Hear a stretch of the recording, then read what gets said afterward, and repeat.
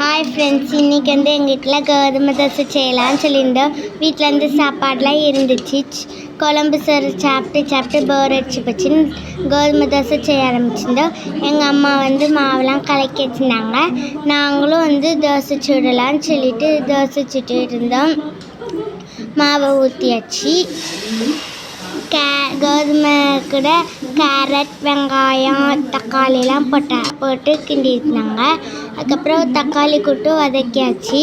வதக்கி முடித்த பிறகு மிக்ஸி சாரில் போட்டு அரைச்சி எடுத்துருந்தோம். மிக்ஸி சாரில் போட்டு அரைச்சி எடுத்த பிறகு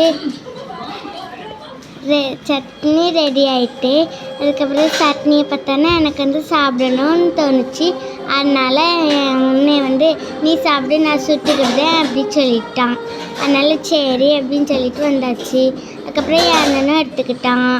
அதுக்கப்புறம் என் தம்பியும் கேட்டான். அதனால் 3 பேரும் சாப்பிட்டுட்டோம். அதுக்கப்புறம் எங்கள் அம்மாவுக்கும் 3 தோசை சுட்டு வச்சாச்சு. இந்த வீடியோ